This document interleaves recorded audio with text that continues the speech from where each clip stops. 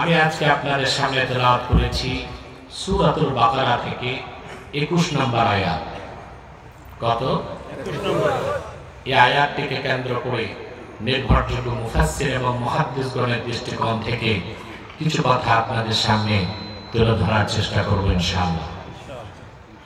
Mic man, কোনো delay reverb হবে না, ইকো হবে না, শুধু পিওর সাউন্ড। আর বারবার এটা ধরো না, চুলকানি রোগ ওদের, একটু পরপর ধরো। আমার সময়টা যেহেতু লিমিটেড, আবার খুব কম সময় দিয়ে আপনাদের বদদোয়া নিতে চাই না, সর্বোপরি কম সময়ে কিছু বেশি কথা বলতে চাই। সেজন্য আমাকে এনভায়রনমেন্ট সাপোর্ট লাগবে। ভূমিকাতে একটি কথাই বলবো, এই যে আপনারা এখানে এসেছেন, পার্থিব কোনো স্বার্থ আছে? রাজনৈতিক, সামাজিক, শুধু আমরা আল্লাহ তার হাবিবের রেজামন্দি হাসিল করার জন্য এসেছি। নিছক কোন ব্যক্তির চেহারা দেখতে আসি নাই, এসেছি আল্লাহর কোরআন থেকে কথা শুনতে। এতে আপনাদের মর্যাদা কতটুকু বেড়েছে? সুবহানাল্লাহ। যতক্ষণ কোরআন শরীফের মাহফিল হিসেবে এই প্যান্ডেল থাকবে, আপনারা এই প্যান্ডেলটিকে একটি ক্ষণস্থায়ী মাদ্রাসা মনে করতে পারেন, আর আপনারা তালিবুল ইলমের মর্যাদা পেয়ে যাবেন। খুশি হলেন না? আরে ভাই, আমি কি কবরস্থানে না মাহফিলে? আওয়াজ কই? আপনারা তালিবুল ইলমের মর্যাদা লাভ করবেন। রেজিস্ট্রেশন করে মাদ্রাসায় ভর্তি হলে ছাত্র যেমন মর্যাদা পায় তালিবুল ইলম, মুনাজাতের আগ পর্যন্ত আপনারা ওই রকম মর্যাদা পাবেন। কি রকম মর্যাদা? আল্লাহর হাবিব ইরশাদ করেছেন, ওয়া ইন্নাল মালাইকাতা লা তাদাউ আজনিহাতাহা রিদান লিতালিবিল ইলম। আল্লাহর হাবিব সাল্লাল্লাহু আলাইহি ওয়াসাল্লাম ইরশাদ করেছেন, ঈমানদার ইলমে দ্বীন শিখার জন্য ঘর থেকে যখন বের হয়, আল্লাহর ফেরেশতারা নূরের পাখা তাদের পদতলে সম্মান হিসেবে বিছায় রাখে। সুবহানাল্লাহ। মন্ত্রী এমপিরা আসলে ভিআইপি প্রটোকলে লাল গালিচা পায়, পচা চটের গালিচা। আর আপনারা হেঁটে এসেছেন, ফেরেশতা পাখা বিছায় রাখছে। এই সম্মান আসে শুধু কোরআন কারীমের কারণে। আল্লাহু আকবার। 2, আপনারা কোরআন কারীমকে ছাড়লেন না, কোরআন আপনাদেরকে হাসরে ছাড়বে না। সুবহানাল্লাহ। আল্লাহর হাবিব ইরশাদ করেছেন,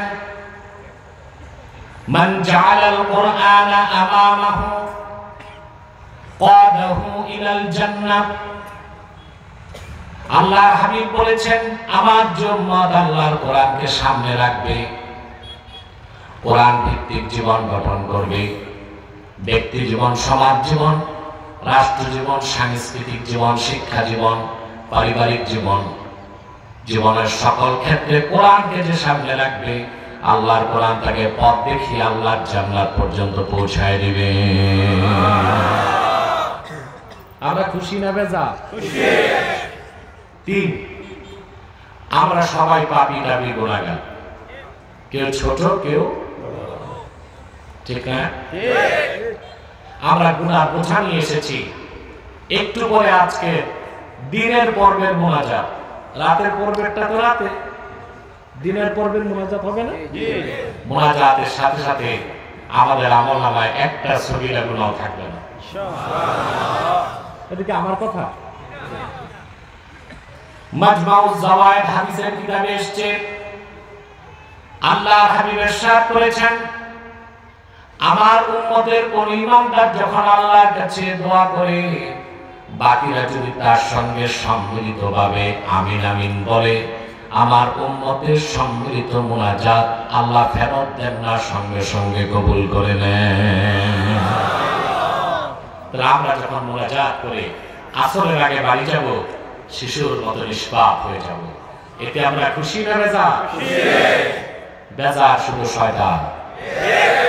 শয়তানও বেজার, তার চেলা চামুন্ডারও বেজার।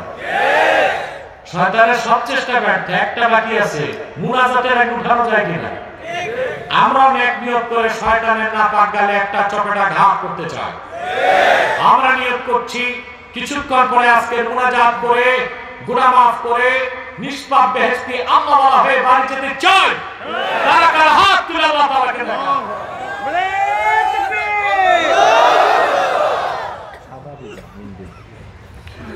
যে ভাইরা দাঁড়িয়ে আছেন আপনাদের কাছে আমার অনুরোধ, বসে যান। পিছনে একটু বসলে পুরা প্যান্ডেলটা কানায় কানায় ভরে যায়। কিন্তু কোরআন শরীফের মাহফিল যত সুন্দর করবেন আপনার কবরের জগৎ তার চেয়ে বেশি সুন্দর হবে, আরো সুন্দর হবে।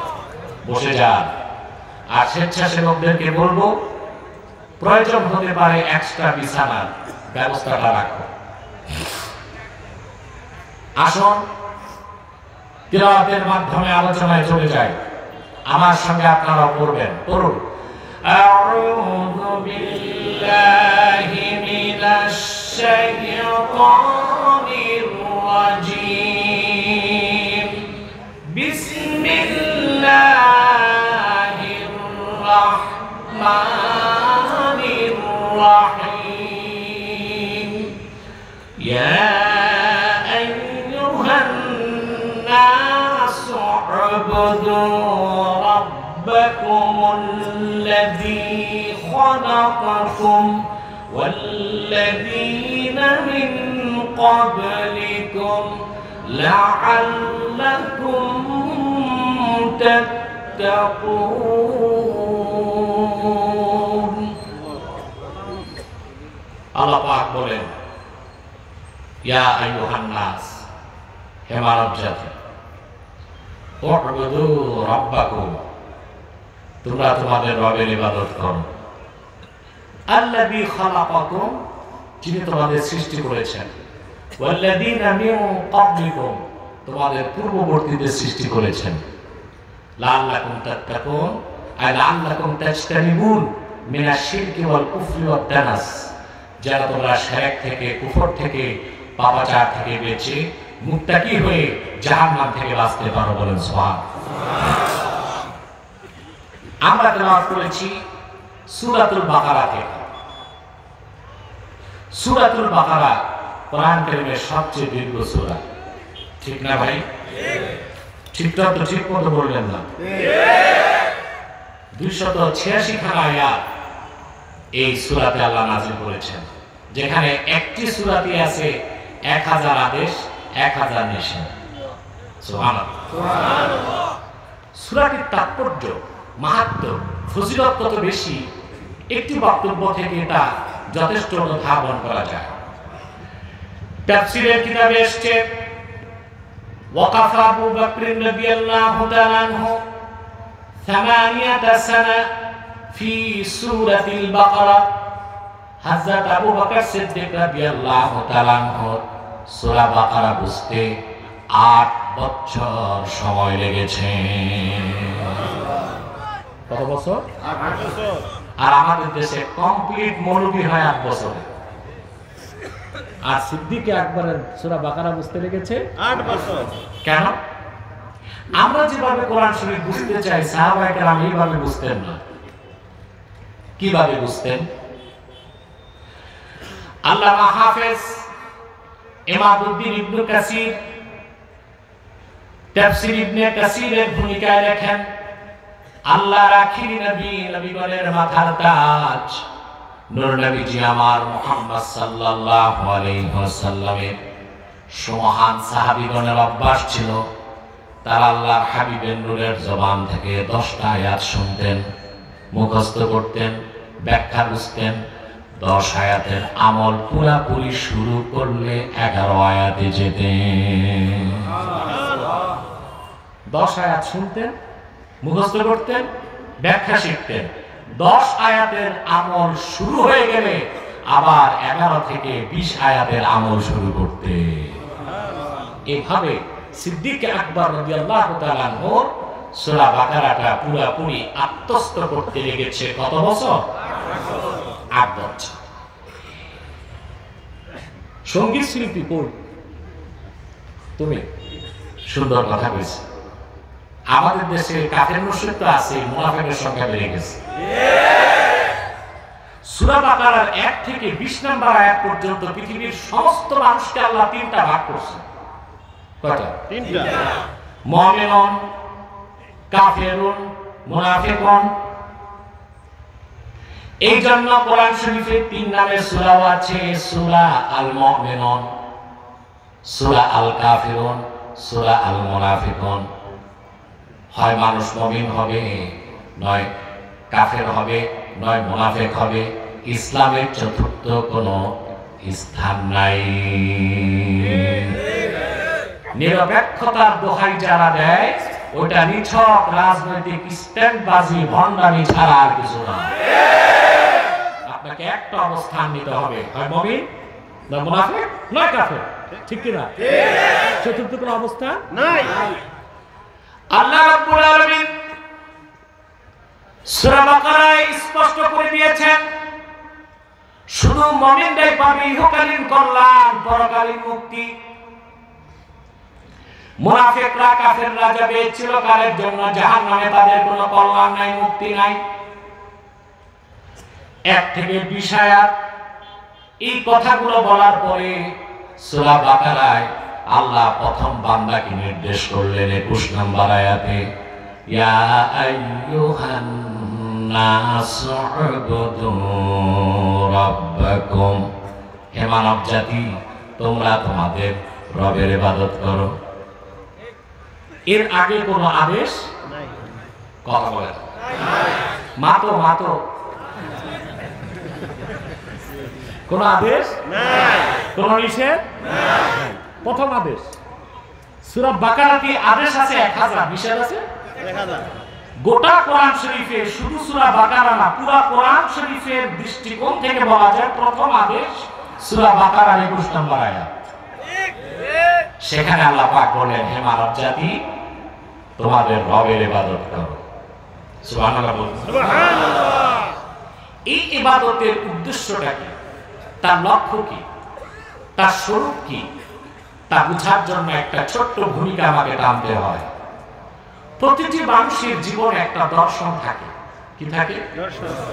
যেটাকে দ্য ফিলোসফি অফ লাইফ, জীবনের দর্শন বলা যায়। ম্যাকম্যান, মাইক সুন্দর আছে, শীষ বন্ধ করো, আওয়াজ ডবল না হয়। আর স্পিকার গুলো তো আমার কানে লটকায় দিলে পারত, এগুলো একটু একটু ঘোরার জন্য আমার কানে শব্দ বেশি না আসে। পিছনের হর্ন গুলো ঠিক চলবে। আপনারা কিছু বললেন না, ভয় পাবে, যা বলার আমি বলবো। তোমরা তারপরে বসবা না যারা দাঁড়ায় আছে।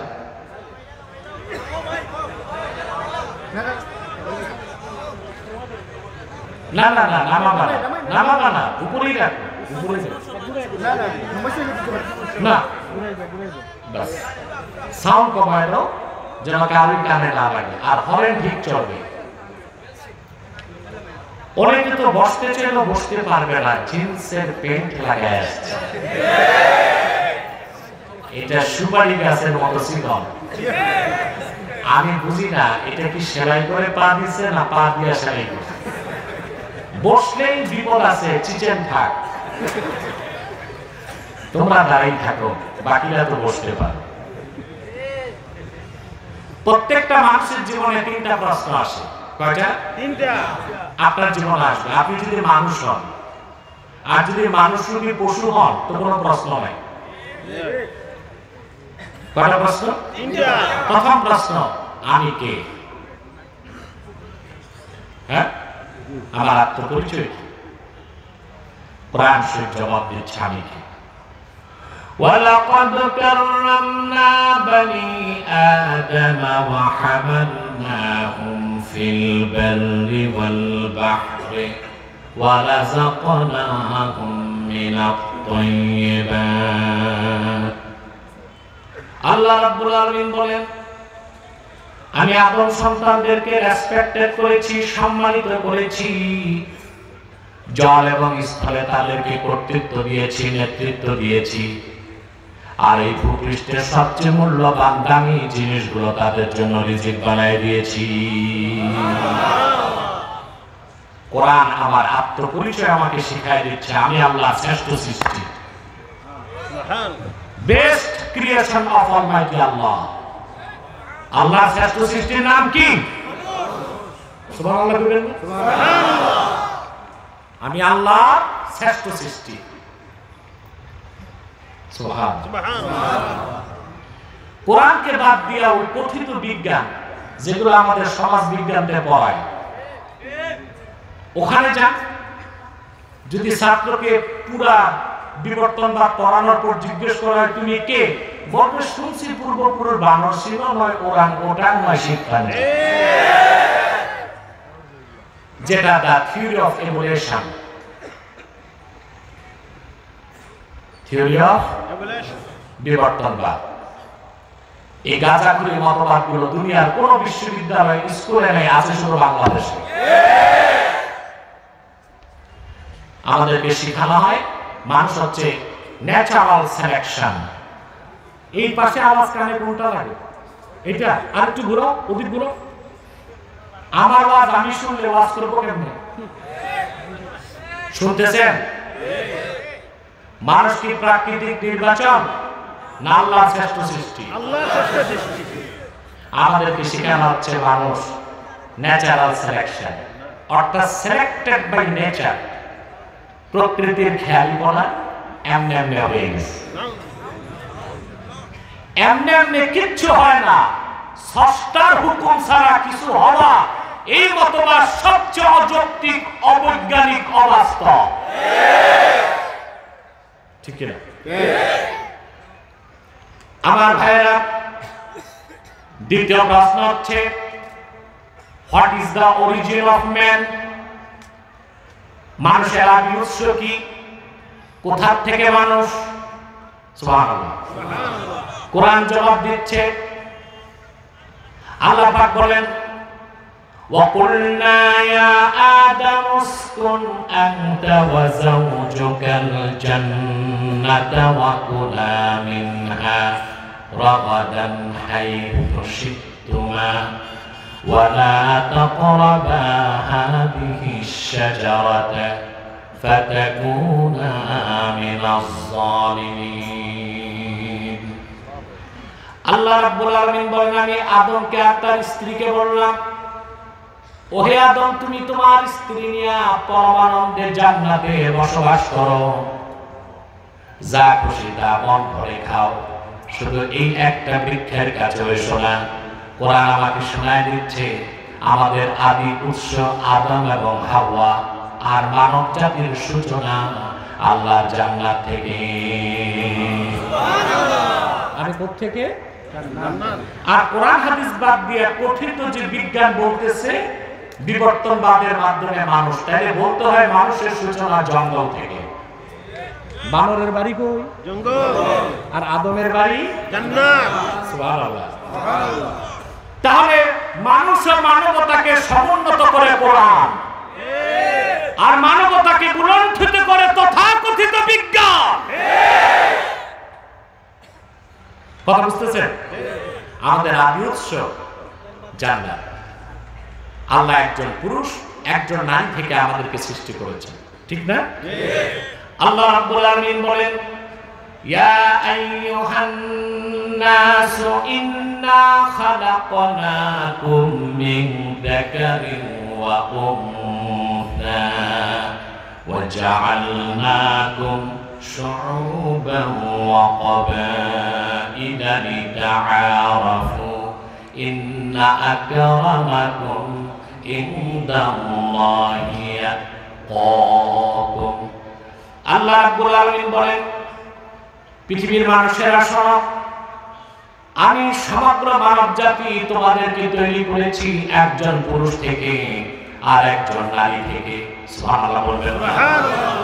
মূলত মানব জাতির ধারা দুইটা, একটা পুরুষ একটা মহিলা, আরেকটা পাই আমরা সেটা থার্ড জেন্ডার বা তৃতীয় লিঙ্গ।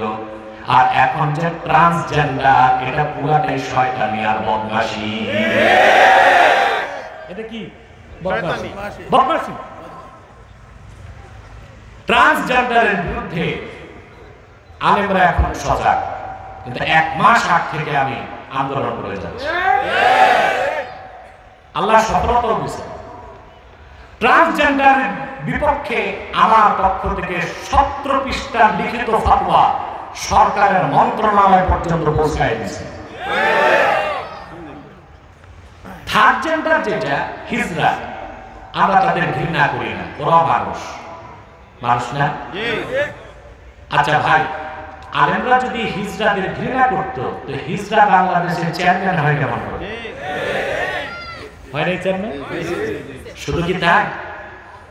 রংপুরে তো এক হিজড়া এমপিতে দাঁড়িয়েছে, তার বিপক্ষে ছিল এক হেভি ওয়েটেড পারসন, আমি নাম নাই বললাম।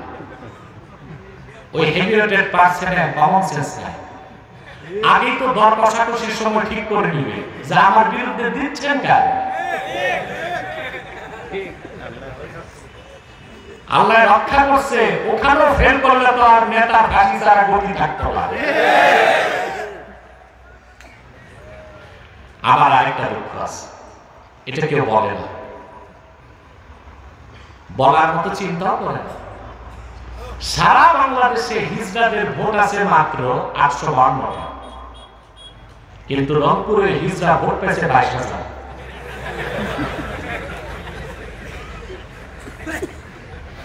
সারা দেশের হিজড়া ভোটার এক করলেও তো সে 1000 ভোট পায় না, তো বাকি ভোট দিল কে? তারে পুরুষরা। আজ জ্ঞানের ক্ষেত্রে জাতি কতটা দেউলিয়া যে একটা হিজড়াকে আইন প্রণেতা হিসেবে সংসদে পাঠাতে তৈরি হয়ে গেছে। ভোট দিছে কেন? 22,000 ভোট। যে জাতির পুরুষেরা কোন হিজড়াকে আইন প্রণেতা হিসেবে সংসদে চায়, তাদের কচু ক্ষেত্রে ফাঁসি দেওয়া দরকার। আমার কথা, হিজড়াকে কেউ ঘৃণা করে না। ট্রান্সজেন্ডার ওটা হিজড়া না, ওটা হচ্ছে লিঙ্গ পরিবর্তন, ওটা হারাম কাজ, নাজায়েজ কাজ, জঘন্যতম গুনাহ, বৈধ মনে করা কুফরি। দেশের সমস্ত আলেম ওলামা যখন ট্রান্সজেন্ডারের বিপক্ষে অবস্থান নিয়েছে, ইহুদিদের পোষা কিছু বুদ্ধিজীবী বাংলাদেশের ট্রান্সজেন্ডারের পক্ষ নিয়েছে, তার মধ্যে সবচেয়ে জঘন্য হচ্ছে ৭১ মুক্তিযুদ্ধের সাথে গাদ্দারি করেছে শাহরিয়ার কবির। তার যুদ্ধাপরাধী হিসেবে ফাঁসি চায়। ৭১ সালে তার কি ভূমিকা ছিল আমার কাছে আছে 20 সালে। কি চোর আমি জানি না, তবে আমি জানতাম, আমি জানি একজন সেক্টর কমান্ডার মুক্তিযুদ্ধের লাইভ টক শোতে বলেছে, এটা আমাদের কথা না, তাদেরই কথা। 1971 সালে পাক হানাদাররা যখন আমার বাঙালি মা বোনদের ইজ্জত লুণ্ঠন করেছে, ব্যারোটার বুলেটের আঘাতে নিরীহ বাঙালিকে হত্যা করেছে, এই শাহরিয়ার কবির কুখ্যাত কাফের বুদ্ধিজীবী পাকিস্তানি হানাদারকে দেশি মুরগি সাপ্লাই করেছে। একটু সময় দিব, সময় দিব। সেই কিনা হয়েছে আবার ঘাতক দালাল নির্মূল কমিটির সভাপতি, বুঝলেন না? জি জি। অর্থাৎ রিলিফের মাল যে গোডাউনে পাহারা এলাকার বড় চোর, ঠিক না? আমি এই বড় লেখার সমাবেশ থেকে বলছি, 1971 সালে বুদ্ধিবৃত্তিক ভাবে মুক্তিযুদ্ধের বিরোধিতা করেছে যে শাহরিয়ার কবির, অতি দ্রুত ট্রাইব্যুনালে যুদ্ধাপরাধী হিসেবে তার ফাঁসি চায়।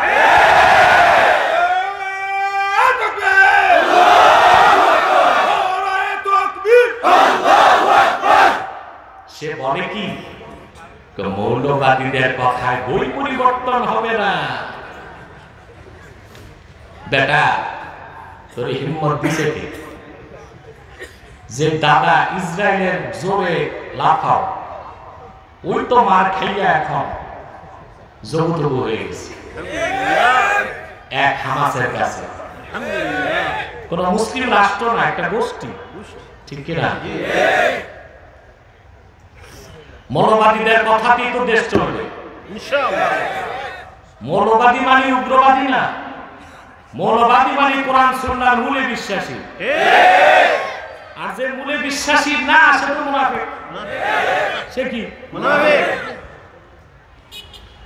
ইসলামপন্থীদের কথাতেই দেশ চলতে হবে। আমার 14 কোটি মুসলমানের রক্ত পানি করা ঘামের পয়সায় শিক্ষা মন্ত্রণালয় চলে। মুসলমানের রক্ত পানি করা ঘামের পয়সায় শিক্ষামন্ত্রীর গাড়ির পেট্রোল জ্বলে। এই দেশের মেহনতি মুসলিম জনতার রক্তের টাকা দিয়ে বই ছাপে। সেই জাতীয় শিক্ষাক্রমের পুস্তকে কোরআন সুন্নাহর সাথে সাংঘর্ষিক কুফরি মতবাদ, শিরকি মতবাদ, নাস্তিকতাবাদ, ট্রান্সজেন্ডারের সমকামিতা শিখতে দেওয়া আমার কচি কাঁচা ছাত্র ছাত্রীদের দেওয়া হবে না। তোমার নেতা আমার নেতা বিশ্বনবী মুস্তাফা, বিশ্বনবী মুস্তাফা তোমার নেতা আমার নেতা। সম্মানিত শুধু ট্রান্সজেন্ডার এটা ঘৃণিত কাজ, এটার বিরুদ্ধে আপনাদের সোচ্চার পদক্ষেপ নিতে হবে। আল্লাহ মানুষ সৃষ্টি করছেন দুইটা ধারায়, পুরুষ আর নারী। নারী। সুবহানাল্লাহ। প্রথম প্রশ্ন ছিল আমি কে? আমি আমার আত্মপরিচয় কোরআন কারীম থেকে পাই। আমি আল্লাহর শ্রেষ্ঠ সৃষ্টি, বেস্ট ক্রিয়েশন, সিলেক্টেড ক্রিয়েশন। সুবহানাল্লাহ। সুবহানাল্লাহ। আল্লাহ নির্বাচিত সৃষ্টি, প্রকৃতির নয়, স্রষ্টার নির্বাচিত সৃষ্টি। ঠিক কি? দ্বিতীয় প্রশ্ন, অরিজিন কি আমাদের, আদি উৎস কি? আমরা পেয়েছি আমাদের সূচনা জান্নাত থেকে। জান্নাত। কোত্থেকে? জান্নাত। তৃতীয় প্রশ্ন, কেন আমাকে সৃষ্টি করা হলো কেন? আল্লাহ রাব্বুল আলামিন জবাব দিয়েছেন, ওয়া মা খালাকাতুল জিন্না ওয়াল ইনসা ইল্লা লিয়াবুদুন। আমি মানুষ আর জিনকে সৃষ্টি করেছি শুধুমাত্র আমার ইবাদতের জন্য। উত্তর পেয়েছেন? আমরা আল্লাহর শ্রেষ্ঠ সৃষ্টি, আমাদের পিতা মাতার আসল বাড়ি জান্নাত, পৃথিবীতে আমরা এসেছি আমাদের কাজ আল্লাহর ইবাদত। এই কথাগুলো বুঝলাম? কথা বলেন।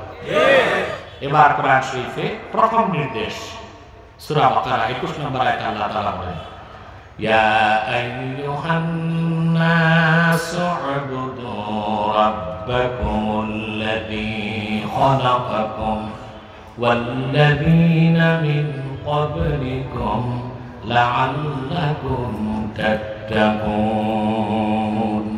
হে মানব জাতি, তোমাদের রবের ইবাদত করো। এখন দুটো শব্দের অর্থ বুঝতেই হবে। যদি তার অর্থ আমি না করি তাহলে আমার আজকের আলোচনা অপরিপূর্ণ থাকবে এবং আপনাদের সাথে হবে আমার চরম খেয়ানত। তার প্রথমটি হচ্ছে ইবাদত শব্দের অর্থ কি, দুই রবের অর্থ কি, রবের পরিচয় কি।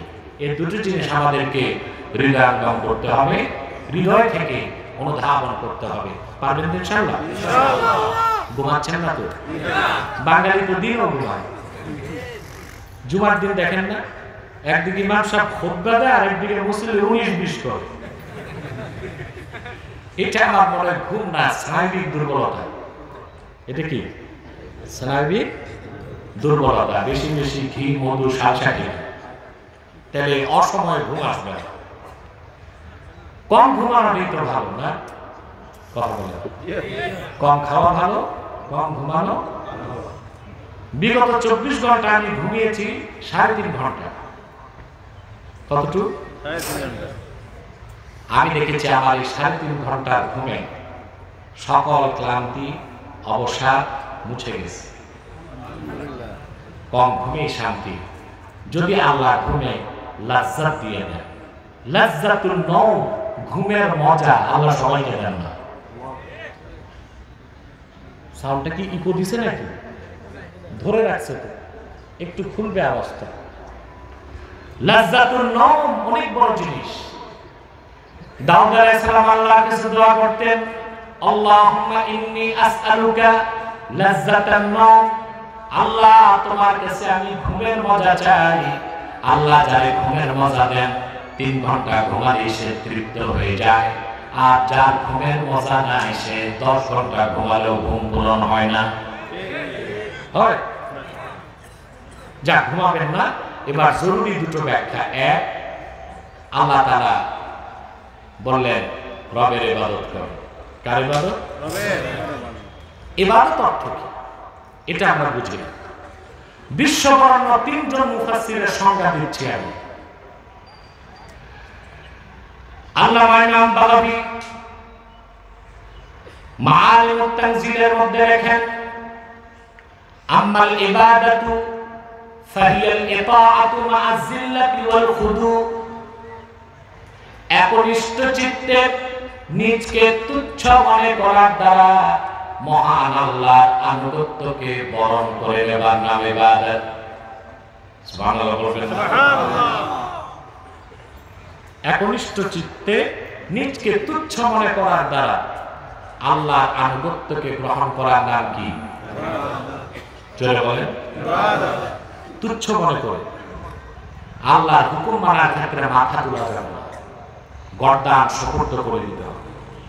যে জিনিসটি ইব্রাহিম আলাইহিস সালাম আমাদের শিখিয়েছেন। আল্লাহ পাক বলেন, ওয়া ইয ক্বালা লাহু রাব্বুহু আসলিম ক্বালা আসলামতু লিরাব্বিল আলামিন। আল্লাহ রাব্বুল আলামিন বলেন, মুসলিম জাতির জনক হযরত ইব্রাহিমকে আল্লাহ বললেন আসলিম, তুমি মুসলিম হও। এই আসলিম শব্দের ব্যাখ্যা ইমাম বাগাবী তাফসীর মাআলিমুত তানজিলে লেখেন, সাররিফ ওনকাক, ইব্রাহিম তুমি আল্লাহর হুকুমের সামনে তোমার গর্দান নত করে দাও। তিনি বললেন আসলামতু লিরাব্বিল আলামিন, আমি রব্বুল আলামিনের জন্য আনুগত্যের মস্তককে নত করে দিলাম। আল্লাহর আনুগত্যকে বিনা প্রশ্নে বিনা শর্তে চোখ বন্ধ করে নতমস্তকে মানার ইবাদত। দ্বিতীয় মুফাসসিরের সংজ্ঞা নেন তিনি ইমাম বাইজাবি। কি না?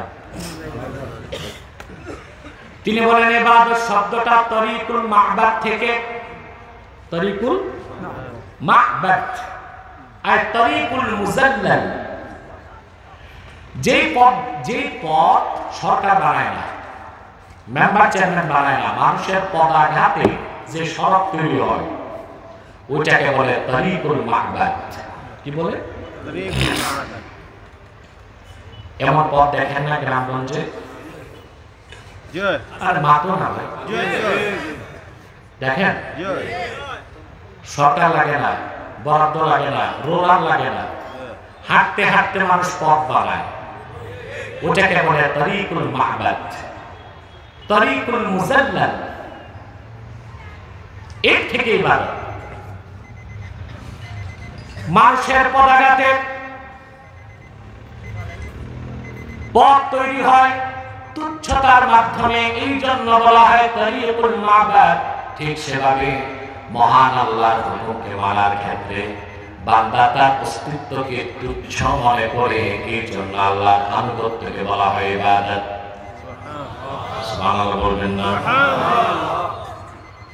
3 নাম্বার সবচেয়ে চমৎকার ব্যাখ্যা করেছেন আমার সবচেয়ে প্রিয় মুফাসসির হাফেজ জালালউদ্দিন সুয়ুতী রাহমাতুল্লাহি আলাইহি। তাফসীর জালালাইন আপনারা পড়ছেন, মাদ্রাসায় পড়ায় না? কওমি মাদ্রাসায় পড়ায়, জামাতের নামই জালালাইন। আলিয়াতে মনে পড়ায় ফাজিল।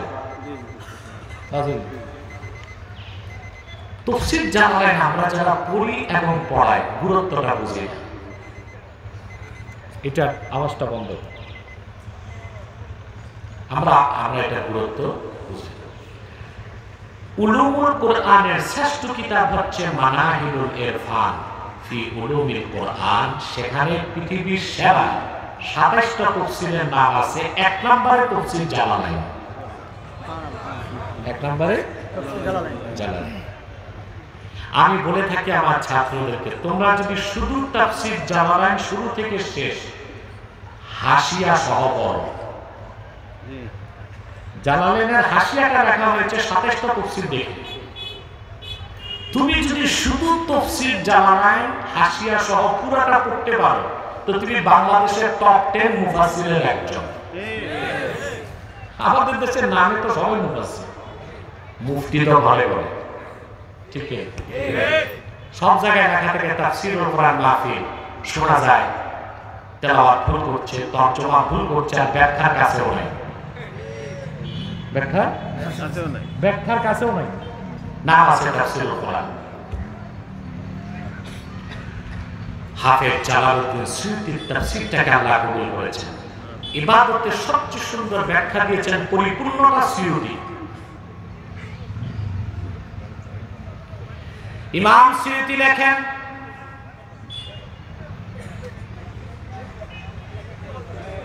কি সমস্যা ভাই, ইঁদুর বা ব্যাঙ? হ্যাঁ কি বলি? কিচ্ছু না, কিচ্ছু থাকো, কামড় দিবে না, চুপচাপ থাক। ঘড়িটা দাও। দেখেন আমি বসেছি, 45 মিনিট চলে গেছে, আর আধা ঘন্টা আমি বসতে চাই। রাজি আছেন? একজন মাথাটাও নাড়বেন না, উঠার তো চেষ্টাই করবেন না। আমরা 3:30টার পর মুনাজাত করে বিদায় নিব ইনশাআল্লাহ। আল্লাহ কবুল করুন। মনোযোগ আছে তো? বিশ্ববরণ্য মুফাসসির ইমাম সুয়ুতী লেখেন, ইবাদতের সংজ্ঞায় আম্মাল ইবাদাতু ফাহিয়া ইমতিসালুল আওয়ামির ওয়া ইজতিনাবুন নওয়াহি। ঈমান আনার পরে কোরআন হাদিসের সব হুকুম মানা, সব নিষেধ ছাড়া তার নাম ইবাদত। আমার দেশের 70% মানুষ ইবাদতের অর্থ জানে না, সেজন্য নামাজ পড়তেছে আবার সুদ খাচ্ছে, নামাজ পড়ে ঘুষ খায়, দাড়ি রাখছে, নামের আগে হাজি, নামের পরে গাজী, 5 ওয়াক্ত নামাজি, ঈদগাহে দৌড়ায়, আবার পূজা মণ্ডপেও দৌড়ায়। আছে আমার ইমান মজবুত, তো ইমানই নাই, কেন ভণ্ডামি করো? যে মুসলমান সে হিন্দু হোক, বৌদ্ধ হোক, খ্রিস্টান হোক, তাকে মানবিক সাহায্য করতে পারে। কি সাহায্য? মানবিক সাহায্য। কোন হিন্দু না খেয়ে মরে যাবে, ইসলামের হুকুম হচ্ছে আপনি তারে খাদ্য দিবেন, বস্ত্র দিবেন, চিকিৎসা দিবেন। মেয়ের বিয়ে হয় না, মেয়ের বিয়ের ব্যবস্থা করে দিতে পারেন। কিন্তু কোন হিন্দু পূজা মণ্ডপ করার জন্য, মূর্তি বানাবার জন্য 10টা টাকাও দিলেও আপনি বেঈমান হয়ে যাবেন। কারণ ইআনাতুল কুফফারি কুফর, কাফেরদেরকে তাদের ধর্মের কাজে সাহায্য করা কুফরি। ঠিক যে কইলা বুঝনি না, জিও না। আবার বলছি, কেন আমার কথা নিয়ে বুদ্ধিজীবী গুলো বেশি আবার একটু করে ঘোলা করতে চায় পরিবেশ। কোন হিন্দু, বৌদ্ধ, খ্রিস্টান তাকে আপনি মানবিক সাহায্য করতে পারবেন। খাবার নেই, খাবার দিবেন, বস্ত্র নেই, বস্ত্র দিবেন, চিকিৎসার জন্য কাতরাচ্ছে, ইসলামের হুকুম, তাকে আপনি মানবিক সাহায্য করবেন। কিন্তু কাফের মুশরিক বেঈমানকে তার ধর্মের কাছে সাহায্য করা কুফরি। এটা 4 মাযহাবের উসুল, শুধু হানাফি না, হানাফি, শাফি, মালিকি, হাম্বলি, 4 মাযহাবের উসুল। ইআনাতুল কুফফারি কুফরুন, কাফের মুশরিকদেরকে তাদের ধর্মীয় কাজে সাহায্য করা কুফরি। মানবিক সাহায্য করা যাবে, ধর্মীয় কাজে সাহায্য করা। তো যে ভণ্ড নেতা ঈদগাহে দৌড়ায়, আবার পূজার মণ্ডপে দৌড়ায়, ওখানে যে লাড্ডু খায়, আবার বলে এই সরস্বতীর কারণে শান্তিতে ভরে গেছে, ওটা মুসলমান না শয়তান? তাহলে আমার দেশের মানুষ ইবাদত বুঝে না। যে লোকটা নামাজ পড়ে সেই আবার দেখা যায় কেউ কেউ তাদের মধ্যে সুদ খায়, ঘুষ খায়, আরেকজনের ক্ষেতের সীমানা ধাক্কায়, বিচারাচারের দুই দিক থেকে বাইপাস। এটা মনে বড় লেখায় নাই। তবে আমি 100% কনফিডেন্সের সাথে বলতে পারি আমার চেয়ারম্যান এর থেকে দূরে। এ তো ধনী চেয়ারম্যান, এ তো পেট ভরা।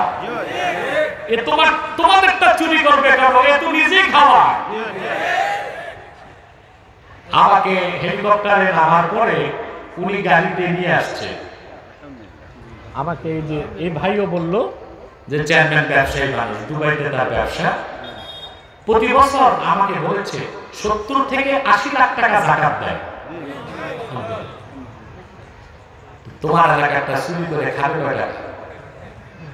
কিন্তু অধিকাংশ চেয়ারম্যান গুলো বাংলাদেশে এই চুরির অপরাধ থেকে বাঁচতে পারে না।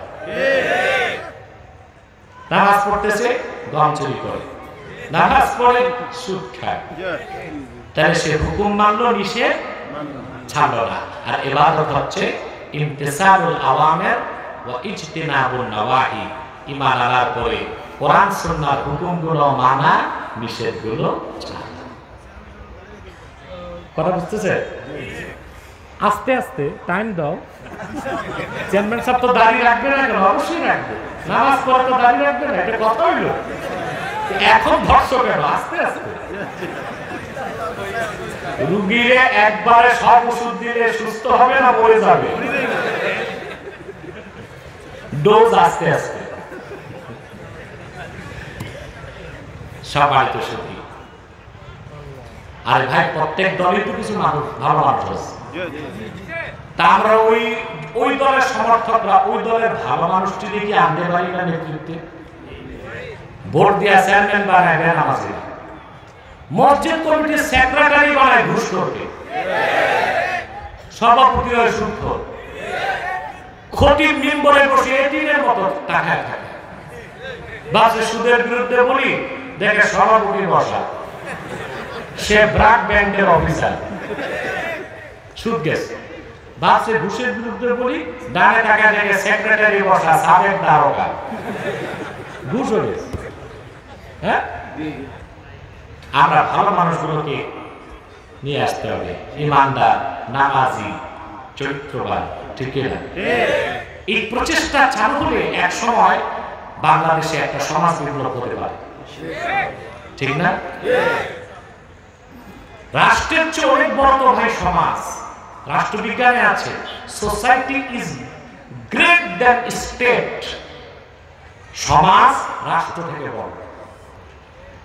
আমাদের আপ্রাণ চেষ্টা বাংলাদেশকে একটা ইসলামী হুকুমত প্রতিষ্ঠা করে, ইমারত ইসলামিয়া কায়েম করে একটি ইসলামী রাষ্ট্র বানাতে চাই আমরা। এর জন্য আমাদের প্রথম চেষ্টা হবে সমাজ পরিবর্তন। সমাজ পরিবর্তন হঠাৎ করে হবে না, সমাজে পরিবর্তন আনতে হবে। পারবো না আমরা? ইবাদতের অর্থ বুঝছেন? কথা বলে হ্যাঁ, ঈমান আনার পরে কোরআন হাদিসের সব হুকুমকে মানা, নিষেধকে ছাড়ার নাম ইবাদত। সেই ইবাদত হবে কার? আল্লাহ। এবার একটা মজার ব্যাখ্যা, সূক্ষ্ম ব্যাখ্যা আল্লাহ পাক বললেন, ইয়া আইয়ুহান নাস উবুদু রাব্বাকুম। হে মানব জাতি, তোমরা তোমাদের রবের ইবাদত করো। প্রশ্ন হলো, আল্লাহ নিজের নামটা এখানে রব কেন নিলেন? কোরআন শরীফের শুরুতে তিনি সূরা ফাতিহায় প্রথম নাম নিলেন আলহামদুলিল্লাহ। আল্লাহ তাআলা আপন জাতি নাম উচ্চারণ করলেন, তিনি আল্লাহ। তারপরে তার পরিচয় দিলেন রহমান, তারপরে রহিম, তারপর মালিক ইয়াউমিদ্দিন।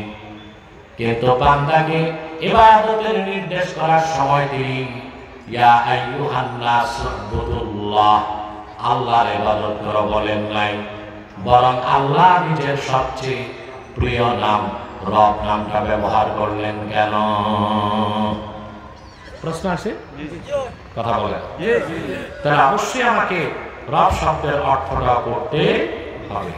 তাইলে আমরা আব্দ হিসেবে আমাদের রবকে চিনব আর রবের ইবাদতে নিয়োজিত হতে পারব ইনশাআল্লাহ। খুব সহজে বুঝাচ্ছি রব শব্দের ব্যাখ্যাটা। আল্লাহ বলেছেন, বান্দা তোমরা ইবাদত করো কার? তোমাদের রবের। কার? রবের।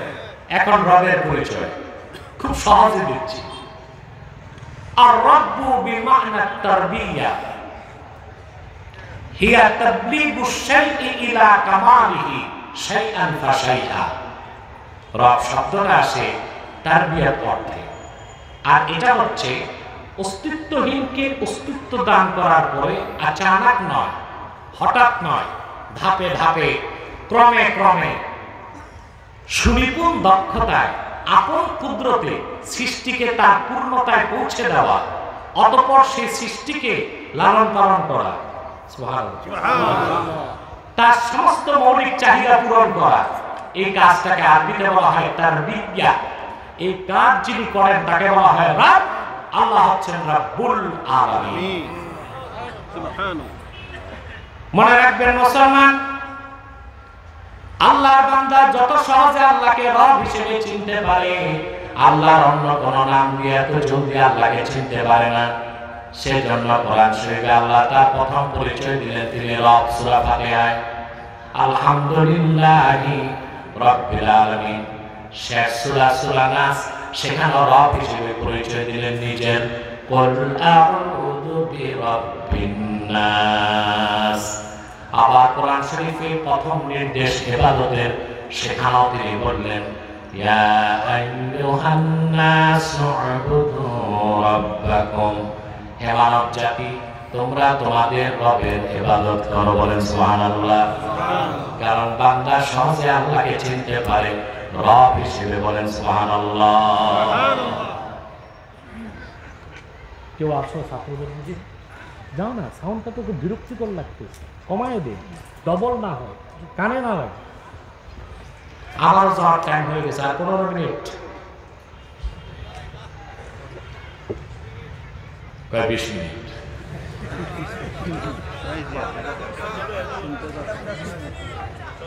হ্যাঁ, আধা ঘন্টা যেটা ওয়াদা ওটা তো পুরো করবে আমার। আরে বাবা, গাড়ি নিয়ে আসলে আমি মন মতো যাইতাম আরো 2 ঘন্টা। এয়ারক্রাফটে এসেছি, এটা তো এটিসি, এয়ার ট্রাফিক কন্ট্রোল কর্তৃক নিয়ন্ত্রিত। নির্ধারিত টাইম উঠতে হবে, নইলে এভিয়েশনের লাইসেন্সও বা পাইলটের লাইসেন্সও বা। কথা বুঝলেন নাই? আচ্ছা, আর আমি বসেছি পুরো 1 ঘন্টা হয়ে গেছে, আরো তো 15 মিনিট আছে। এত আর শুনে ভাই আনন্দ করেন না,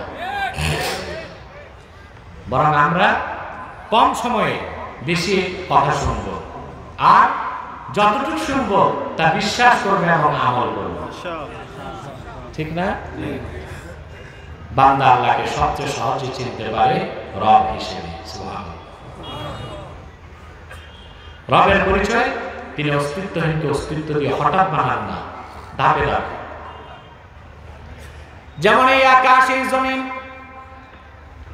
গ্রহ নক্ষত্র, নিহারিকা, ধূমকেতু, সাগর, মহাসাগর, মহাসমুদ্র, দূর অন্তরিক্ষ, গাছপালা, নদী নালা, তৃণলতা, সব আল্লাহ বানিয়েছেন 6 দিনে।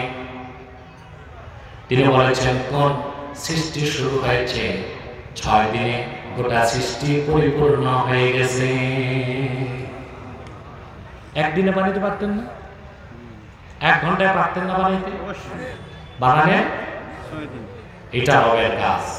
তিনি সৃষ্টিকে পূর্ণতা দেন ধাপে ধাপে, ক্রমে ক্রমে, আস্তে আস্তে, সুনিপুণ দক্ষতায়। তারপর লালন পালন করেন। মানব জাতিকে দেখান বেহেশতে যাওয়ার পথ। আর অন্যান্য পশু পাখি, ওদের তো বেহেশত নাই, ওদেরকে দেখান কিভাবে রিজিক খাবে, কোথায় রিজিক আছে। সুবহানাল্লাহ। ঠান্ডার সময় ওরা কোথায় থাকবে, গরমে কোথায় থাকবে, সব আল্লাহ শিখায় দেয়। এটা রবের কাজ। সুবহানাল্লাহ বলবেন। যেমন আমি কোরআন শরীফ থেকে শোনাচ্ছি, মুসা আলাইহিস সালাম আর হারুন আলাইহিস সালাম ফেরাউনের কাছে গেছে, শুনছেন না? ফেরাউন মুসা নবীকে বললেন, তোমরা কার দাওয়াত দাও? মুসা নবী বললেন রবের দাওয়াত। বলে রবের পরিচয় কি? মুসা আলাইহিস সালাম বললেন রব্বুনাল্লাযী আ'তা কুল্লা শাইইন খালকাহু সুম্মা হাদা। আমাদের রব হচ্ছেন তিনি যিনি প্রত্যেকটা সৃষ্টিকে ভিন্ন ভিন্ন আকৃতি দিয়েছেন এবং তাদেরকে পথ দেখান। কি দেখান? পথ দেখান। রিজিক কোথায়, ঘর বানাবে কোথায়, গরমে কোথায় থাকবে, শীতে কোথায় থাকবে। সেজন্য একটা মুরগির বাচ্চা যখন ডিম থেকে বের হয়, চিল যখন ছোঁ মারতে আসে, বাচ্চাটা দৌড়ে তার মায়ের পাখার নিচে আশ্রয় নিয়ে নেয়। কে শিখায় দেন? আল্লাহ। একটা হাঁসের বাচ্চা ডিম থেকে ফুটে প্রথম দিনে সে নদীতে সাঁতরায়, কোন সুইমিং পুলে যে শিখছে নাকি সাঁতার? কথা বলে না। জি না। কে শিখায় দেন? আল্লাহ। সুম্মা হাদা। আল্লাহ তারা সব শিখায় দেন, রিজিক কই, চলবে কেমনে, বাঁচবে কেমনে। আমি একটা চমৎকার উদাহরণ দিচ্ছি। এখন সাইবেরিয়াতে -71°C তাপ। কত? বাংলাদেশে 10 ডিগ্রি নামছে, এর বেশি নামেনি। সাইবেরিয়া হচ্ছে বাংলাদেশ থেকে 11,000 মাইল দূরে, কিলো না মাইল। কত দূরে? 11,000 মাইল। ওখানে তাপমাত্রা 70 ডিগ্রির নিচে, -71। ওখানে বড় বড় পাখি আছে, খাবে কি? এই বরফের রিজিক পাবে? কথা বলে জি না। আপনারা জানেন সেই সাইবেরিয়ার পাখিগুলো কি ঝড়, কি তুফান, কি বৃষ্টি, 11,000 মাইল পথ পাড়ি দিয়ে আমাদের ভাটি বাংলায় চলে আসে শীতকালে। সুনামগঞ্জের হাওড়ে, চলন বিলে, হাকাগুলিতে 3 মাস পেট ভর্তি করে রিজিক পায়, মন ভরে খায়। আবার যখন সে বুঝে তার দেশে ঠান্ডা কমেছে, আবার উড়ে উড়ে তার দেশে চলে যায়। কিনা বলে? যায়। নাস্তিকরা বিজ্ঞান নিয়ে লাফাও। তোমার বিজ্ঞান সমস্ত টেকনোলজি এক জায়গায় রাখলো, আল্লাহ তাআলার নগণ্য সৃষ্টি পাখির টেকনোলজির কাছে ছোট। ছোট না? ছোট। এই যে এখন সরকার কিনছে ড্রিম লাইনার প্লেন, দামি প্লেন, এগুলো এখন সরাসরি লন্ডন যায়। Dream liner. আমিও লন্ডন থেকে আসার সময় বিমানে এসেছি, সরাসরি আসি। এগুলো বড় প্লেন। এক একটা ড্রিম লাইনারের দাম পড়ে বাংলাদেশে 12,000 কোটি। কত? কম দামি যায়, আরেকটু অত্যাধুনিক হলে আরেকটু দাম। এই এক একটা ফ্লাইটে একজন ক্যাপ্টেন, একজন কো পাইলট, একজন পাইলট, 12 জন ক্যাবিন ক্রু। অত্যাধুনিক ডিভাইস, জিপিআরএস আছে, রাডার আছে, আছে না? আছে। প্লেন যখন ঢাকা থেকে উঠে লন্ডন যাবে, পৃথিবীর প্রতিটি রাষ্ট্রে এয়ার ট্রাফিক কন্ট্রোল যোগাযোগ করে করে তাকে চলতে হয়। এটিসি তাকে বলে তুমি এত ফুট উপরে উঠো, আরেকটা আসতেছে, নইলে তো আকাশে বড়টা ঠকাঠক সব রোস্ট হয়ে মরে যাবে, ঠিক না? জি। এত কিছু আছে। তারপরে এই যে বিমানের সামনে যে দেখেন কালো মুখটা, এই পুরাটাই সেন্সর লাগানো। 350 মাইল দূরে তুফান থাকলে সে বুঝে, দিক পরিবর্তন করে। কিন্তু যদি আকাশে কুয়াশা থাকে, সব বাদ, বিমান মুখ থুবড়ে এয়ারপোর্টে বসে থাকে। সকাল 9টা টেক অফ করে রাত 9টায়। বাংলাদেশ রেলওয়ের যে অবস্থা হয়, বিমানের সেই অবস্থা হয়। ঠিক কিনা? ঠিক। কুয়াশার কাছে সব টেকনোলজি। কিন্তু সাইবেরিয়ার পাখিগুলো অক্সফোর্ড ক্যামব্রিজে পড়ে নাই, এভিয়েশন বিদ্যা নাই, রাডার চেনে না, জিপিআরএস বোঝে না। হাজার হাজার মাইল পথ পাড়ি দিয়ে বাংলাদেশে আসে, তৃপ্তির সাথে খায়, আবার চলে যায়। পথ ভুল করে সাইবেরিয়ার পাখি তো আমেরিকা যায় না, পথ দেখায় দেন কি? এটা রবের কাজ। সুবহানাল্লাহ বলবেন। আমি বলে থাকি আমার দেশের নাস্তিক গুলো 3 পাতা বিজ্ঞান পড়ে নাস্তিক হয়। যদি পুরা বিজ্ঞান পড়তো আল্লাহর কোরআনের সামনে তাদের মস্তক নত হয়ে যেত। সব পড়ায়, শুধু কোরআন শরীফ পড়াইতে চায় না। কারণ এই শিক্ষা কমিশনে যেগুলো আসে এগুলো সব লেফটিস্ট, অ্যাথিস্ট, ঠিক কিনা? একদম কুখ্যাত পর্যায়ের কাফের। এগুলোর চার চক্রান্তই হচ্ছে আগামী প্রজন্মকে নাস্তিক বানানো। সরকারকে নজর দিতে হবে। যদি নজর না দেয় দেশের স্বাধীনতা টিকানো যাবে না। কারণ আমার বাংলাদেশের এই সাউন্ড বাড়াও মাইকের, আমার বাংলাদেশের স্বাধীনতার মূল চেতনা ইসলাম ও মুসলমান। এটা বুঝেন কথা বলে জোরে মাতুন, এটা বুঝেন? বাংলাদেশের স্বাধীনতার মূল চেতনা কি? সর্বশক্তি দিয়ে বলেন কি? মুসলমান, ইসলাম, মুসলমান। এইটা আমার দেশের ওই বুদ্ধিজীবীরা মানবে না, না মেনে উপায় নাই। যদি 47 সালে এই দেশে মুসলমানের সংখ্যা বেশি না হতো, এটা কি পাকিস্তানের অংশ হতো? কথা বলেন। দেশ ভাগ হয়েছে 2 নেশন থিওরি, দ্বিজাতি তত্ত্বের ভিত্তিতে। এখন সব ঠিক আছে। দেশ ভাগ হয়েছে দ্বিজাতি তত্ত্বের ভিত্তিতে। কথা বলেন। যারা রাষ্ট্রবিজ্ঞান পড়ছেন তারা জানেন, বাংলাদেশের ইতিহাস পড়ছেন তারা জানেন, যে ভূখণ্ডে মুসলিম বেশি তা পাকিস্তান হবে, যে ভূখণ্ডে হিন্দু বেশি তা হিন্দুস্তান হবে।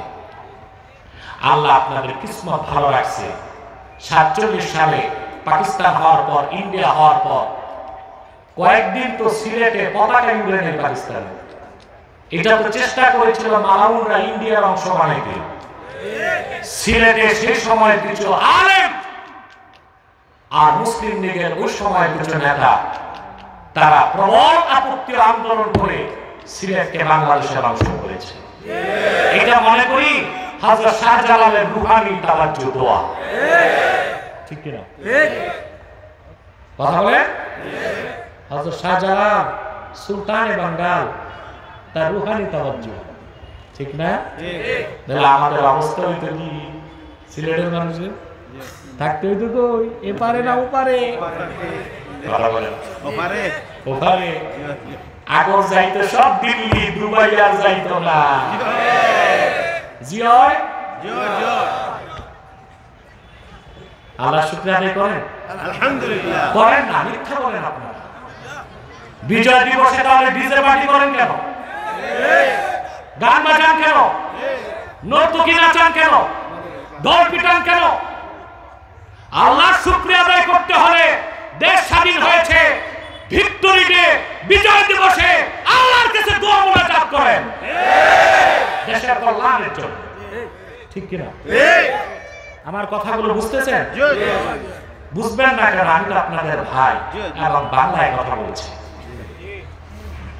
47-এ বাংলাদেশ হলো পাকিস্তানের অংশ, 71-এ বীর বাঙালি যুদ্ধ করে দেশ স্বাধীন করেছে।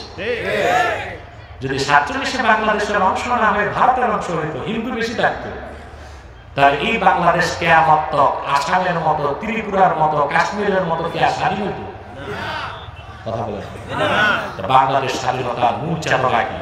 মুসলিম সংখ্যা বেশি হয়েছে বলেই এটা পাকিস্তানের অংশ হয়েছে, পাকিস্তানের অংশ হয়েছে বলেই 71-এ স্বাধীন হয়েছে।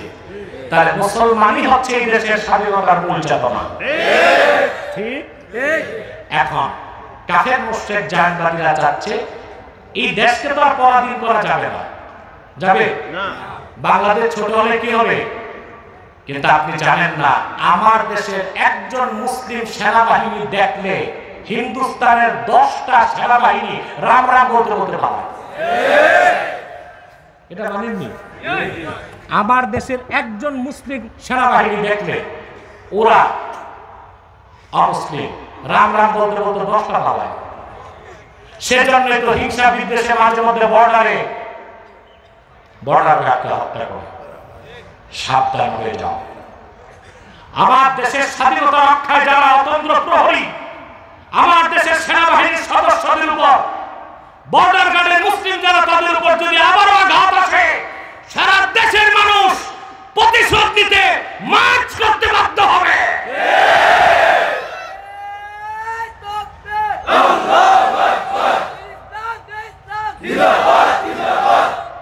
আমার ভাইরা, তাহলে আমার দেশের স্বাধীনতার মূল চেতনা মুসলমান। এখন শিক্ষার মাধ্যমে আমাদের নাস্তিক বানানোর চেষ্টা হচ্ছে, বিবর্তনবাদ শিখাচ্ছে, ট্রান্সজেন্ডার শিখাচ্ছে, সমকামী বানাইতে। সমকামী যখন হবে, ট্রান্সজেন্ডার বিশ্বাস করে কেউ আর বিয়ে করবে? সমকামীটা করবে। তাতে হবে কি? ফ্যামিলি স্ট্রাকচার থাকবে না। তখন কি হবে? প্রচুর হারামজাদা পয়দা হবে, এইডস হবে, সিফিলিস হবে, যৌন রোগ হবে। তখন কিন্তু যুবকগুলো ধ্বংস হয়ে যাবে, নাস্তিক হয়ে যাবে। মসজিদ থাকবে, মুসল্লি পাবেন না। মাদ্রাসা থাকবে, ছাত্র পাবেন না। পীরের খানকা থাকবে, মুরিদ পাওয়া যাবে না। মাহফিল হবে, শ্রোতা পাবেন না। অতএব বাংলার যুবকরা আল্লাহর কোরআনকে বুকে লালন করে এবার ঘুরে দাঁড়াও।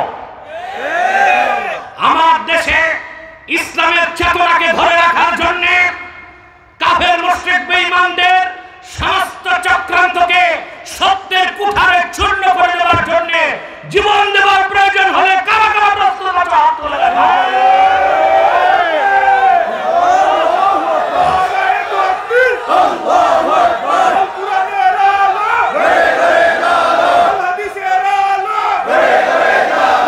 সেজন্য আমি বলবো, শিক্ষামন্ত্রীকে বলছি, আপনাকে বিজ্ঞান পড়ান, ভূগোল পড়ান, ইতিহাস পড়ান, আমরাও সেই পড়ান। তবে প্রাইমারি থেকে বিশ্ববিদ্যালয় পর্যন্ত কোরআন সুন্নাহর মৌলিক শিক্ষা বাধ্যতামূলক করতে হবে। আমার দেশে ইঞ্জিনিয়ার হবে ইমানদার ইঞ্জিনিয়ার, আমরা পাবো ইমানদার ডাক্তার, আমরা পাবো ইমানদার এমপি, আমরা পাবো ইমানদার মন্ত্রী, আমরা পাবো ইমানদার শিক্ষক, আমরা পাবো ইমানদার ব্যবসায়ী। যদি তা না করে বেঈমানগুলোকে যদি দায়িত্ব দেন, বাঙালির রক্ত পানি করা ঘামের পয়সা তখন চুরি চামারির মাধ্যমে বেগম পাড়ায় পাঠানো হবে। 1 টাকা 92,000 কোটি টাকা পাচার হয়েছে। আমরা বাঙালি টাকা ফেরত চাই। বাঙালির মুখের লোকমা গেলে রক্ত পানি করা ঘামের পয়সা যারা দুর্নীতি করে বিদেশে পাচার করেছে, কোরআনের শরিয়া নিয়মে, কোরআনের আইনে জাতীয় চোরগুলোর হাত কেটে দাও। সব টাকা বাংলাদেশে ফিরে আসবে, ঠিক কিনা বলেন? অতএব বলছিলাম 3 পাতা বিজ্ঞান পড়লেই নাস্তিক হয়। মনে পড়ছে? আমার আলোচনা যদি খেই হারায় ফেলেন তাহলে বুঝবেন না কিছু। 3 পাতা বিজ্ঞান পড়লে আর পুরা বিজ্ঞান পড়লে কোরআন শরীফের সামনে মস্তক নত হয়। সুবহানাল্লাহ। আমার ভাইরা, রবের পরিচয় দিচ্ছিলাম। রব বলা হয় কাকে? যিনি তারবিয়াত করেন। তারবিয়াত হচ্ছে অস্তিত্বহীনকে যিনি অস্তিত্ব দেওয়ার ফলে ধাপে ধাপে ক্রমে ক্রমে সৃষ্টিকে পূর্ণতায় পৌঁছান। রিজিক দেন, আলো দেন, বাতাস দেন, অক্সিজেন দেন, লালন পালন করেন। এই সৃষ্টির মধ্যে শ্রেষ্ঠ সৃষ্টি মানব জাতিকে সত্যের পথ দেখান, আর অন্যান্য প্রাণীকুলকে বেঁচে থাকার পথ দেখান। যেমন বুঝে গেছেন? জি না, আমার একটু বুঝতে দেরি হয়েছে।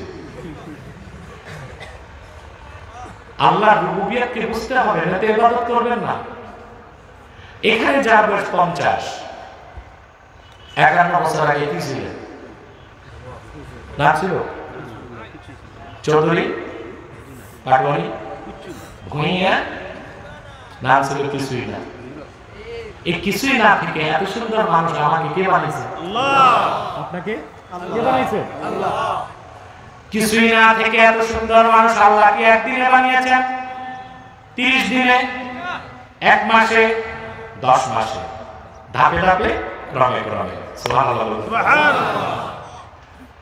আপনার কোনো অস্তিত্ব ছিল না। আল্লাহ পাক বলেন, ওয়ালাকাদ খালাকনাল ইনসানা মিন সুলালাতিন মিন তিন। জাআলনাহু নুতফাতান ফি قرار مكين ثم خلقنا النطفة علقة فخلقنا المضغة عظاما فكسونا العظام لحما আল্লাহ পাক বলেন আমি মানুষকে তৈরি করেছি মাটির সার নির্যাস থেকে যে মানুষটার কোনো অস্তিত্ব ছিল না তার অস্তিত্বকে আমি এক ফোঁটা বীর্যের আকারে তার মায়ের রেহেমের মধ্যে রাখলাম। এমন একটা মানুষ তৈরির কারখানা যেখানে কোনো আলো নাই বাতাস নাই, 7টা অন্ধকার পর্দার ভিতরে আপনি ছিলেন মায়ের পেটে। সুবহানাল্লাহ। কয়টা?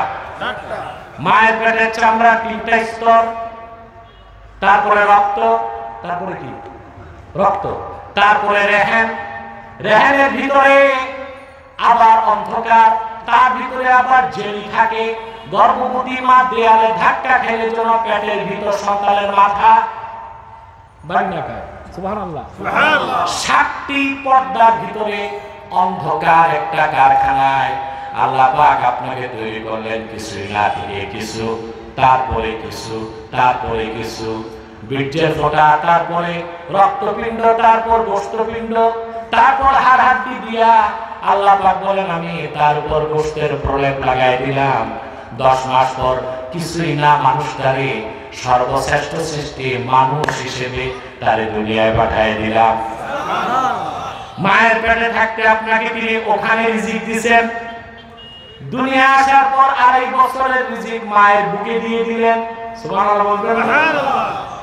যখন আপনার বয়স বেড়ে গেল, আপনি গোশ খাবেন, মাছ খাবেন, আপনাকে 32টা দাঁত দিয়ে দিলেন। তারপরে কি করলেন? যতদিন বেঁচে থাকবেন আপনার রিজিক দানায় দানায় আপনার পায়ের নিচে রেখে দিলেন। রিজিক আসে কোত্থেকে? মাটির নিচে সব রিজিক আসতেছে, ঠিক না? কিছু আসে আকাশ থেকে, আসে কি না? এই সব রিজিক ব্যবস্থা কে করে দেয়? রিজিকের মধ্যে সবচেয়ে দরকার কি? না, বাতাস। কোন বুদ্ধিজীবী যে আমাদের লিখে দিয়েছিল, পড়ছি আমরা স্কুলে, যে পানির অপর নাম জীবন। এই বুদ্ধিজীবীর ব্রেনে ট্রিটমেন্ট করা দরকার। হ্যাঁ, পানি ছাড়াও একটা মানুষ 7 দিন বাঁচে। কয়দিন? 7 দিন। কারণ শরীরেও তো পানি আছে, ওগুলো খরচ হয়। কিন্তু বাতাস ছাড়া একটা মানুষ 4 মিনিটের বেশি বাঁচতে পারে না। তাহলে পানির নাম জীবন হওয়া যৌক্তিক না বাতাসের নাম? বাতাস। আমি বলি জীবন একটাই, ভিতরে ওটা রূপ, ঠিক না? কিন্তু সবচেয়ে দরকার কি? আপনার যে রিজিকটা প্রতিদিন দরকার তা আপনার পায়ের তলায়। সুবহানাল্লাহ। আর যেটা আরো বেশি দরকার পানি, ওটা সব জায়গায় আল্লাহ রাখছেন। পানির টান পড়লে আপনাকে বঙ্গোপসাগর যাইতে হয় না, মিকাইলকে আল্লাহ নির্দেশ করেন, বঙ্গোপসাগরের পানি ওয়াটার ভেপর বাষ্প হয়ে যায়। উপরে যে এই বাষ্প কেমন করে বড়লেখায় আসবে, আল্লাহর হুকুমে বরফ হয়ে যায়। বড়লেখার মানুষের মাথার উপর যখন আসে, বরফের খণ্ড যদি মাথায় পড়ে, আমাদের মাথাগুলো তো সব আমলেট হয়ে যাবে। কথা বলেন। আল্লাহর হুকুমে হযরত মিকাইলের নির্দেশে রাহাত ফেরেশতা চাবুক দিয়ে আঘাত করে বরফে বরফে ঘর্ষণ হয়, ফোটায় ফোটায় বৃষ্টি বড়লেখার মানুষের মাথায় পড়ে, নদী নালা ভরে যায়, খেত খামারে পানি চলে যায়। আল্লাহ পানির ব্যবস্থা বিনা ট্যাক্সে বিনা ভ্যাটে পানি ট্রান্সপোর্টেশনের ব্যবস্থা করে দেন। সুবহানাল্লাহ বলেন। বিনা ট্যাক্সে বিনা ভ্যাটে সবচেয়ে ডিস্টিল ওয়াটার, যাতে কোনো জীবাণু নাই, বৃষ্টির পানি। সুবহানাল্লাহ বলবেন।